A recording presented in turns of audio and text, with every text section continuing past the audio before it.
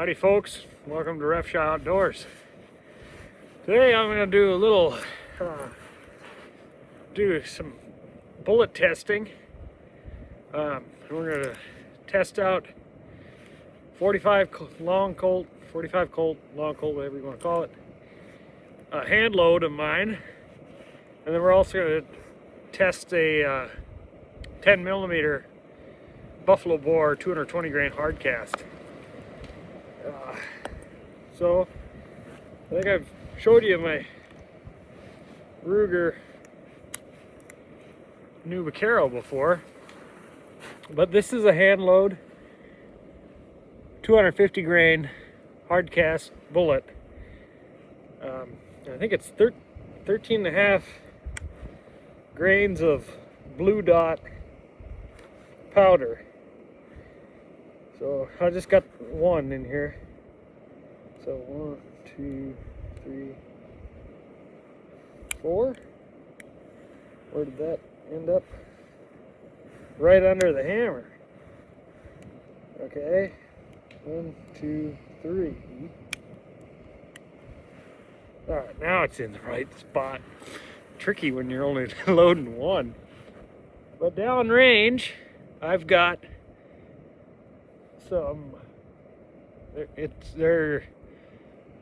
They're one by red oak boards, and there's 6 of them screwed together. So I'm hoping I can catch these hard cast bullets, and because hard cast bullets, they're tough to stop. And just figuring, you know, bear attack at the distance that it happens, usually going to be pretty close. That even this right here might be a little far. So I'm going to get a little closer for one thing, so I make sure I hit it. I'm pretty confident in hitting it at this distance with this Ruger Vaquero, but not so much with the Glock. So I'll get about halfway closer, and then we'll go from there. The snow is deep.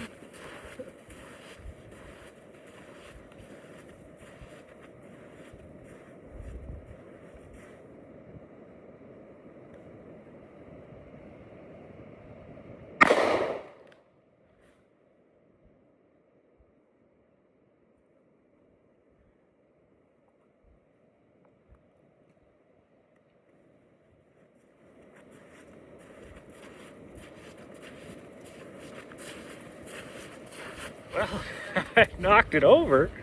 We'll go take a look at it. Okay. So you can see these boards screwed together. Went in right there. And it did not come out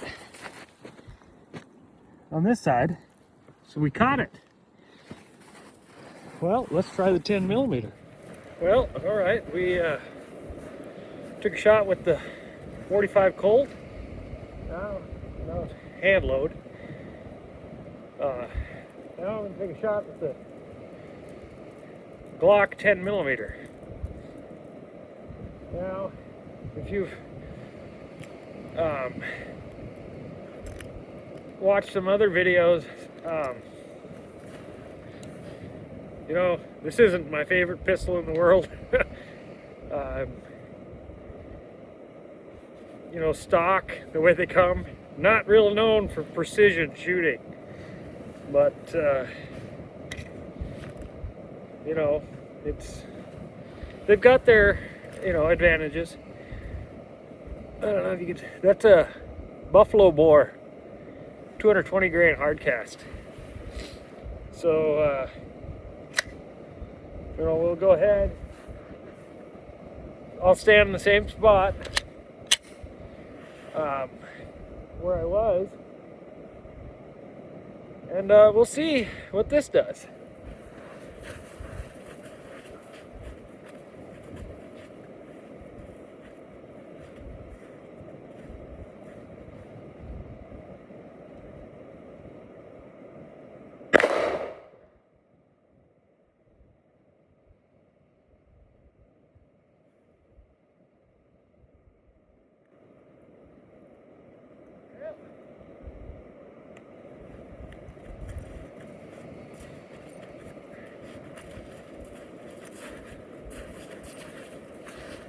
I think I hit it.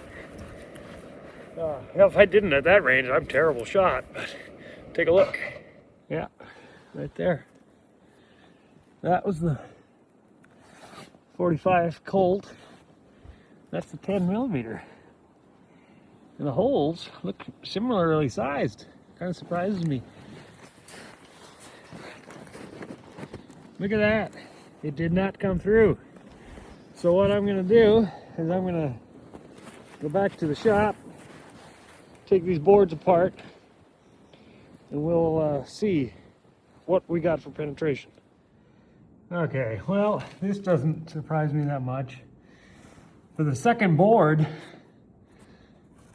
I don't know if it's split after the 45 or the 10. I'm thinking it was the 45. It might have been the 10, but I can already see in there that the 45 looks like it stopped here, but the 10 looks like it kept going. But we'll take it apart and look. All right, well, this is the second board that it's split. So it looks like you can see the 45 went right along here. And I think the 10 millimeter missed it. That junk. But here's the outside board. You can see the bullet holes. These are screw holes. Here and then top over there. Take a look. Okay, looks like I got the screws coming from the other way too. So, all right. So now that I get to looking, I don't know if it'll focus. But there's the 45. So the 45 went through 2 boards. 10 millimeters still going. We'll save that. I want to get that bullet out. So 45 went through 2, stopped in the 3rd. 10, I'm thinking went through 2 because I think it was split. So we'll say 2. Here the 10 keeps going.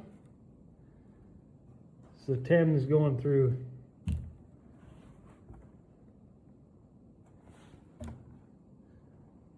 let's see, 10's going through 3, stopped in the 3rd.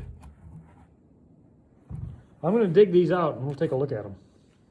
All right, now you can see I recovered both bullets, and this is the first time I've ever recovered hard cast bullets. But this is the 250 grain 45 Colt, and going through, what did we say? It went through 2 and stopped in the 3rd.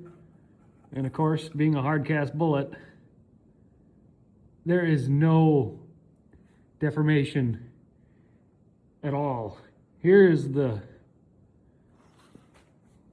Buffalo Bore 220 grain hard cast from the 10 millimeter. And again, no deformation at all. And now this red oak is harder than hell. That is really hard wood.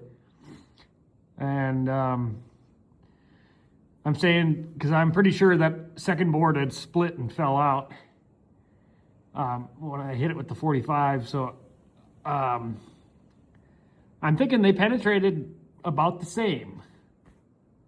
So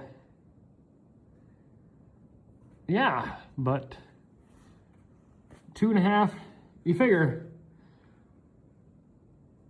just one of these is probably the density.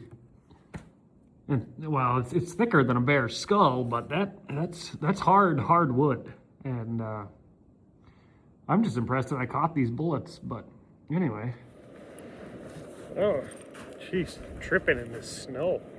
But anyway, folks, yeah, there you have it. I'd say with my 45 Colt hand load versus the 10 millimeter, wasn't exactly a perfectly, you know, I wouldn't say it was perfectly fair test, I guess is the best word I can think of right now, but pretty close. Penetration wise, the 10 might have penetrated a little more. one thing I thought was interesting is that I actually knocked that big block off that other box with the 45, but not the 10. Anyway, whichever, it really comes down to what you prefer. You prefer precision, and if you do, you're probably going to want to go with a 44 mag at, at least 44 and bigger. Or do you prefer more ammo in a semi-automatic? That's really what it comes down to when you're choosing, and what you shoot the best, what fits your hand. But that's really what it comes down to when you're picking your pistol for bear defense. So anyway, I'm Pete Refshaw with Refshaw Outdoors, and keep your powder dry.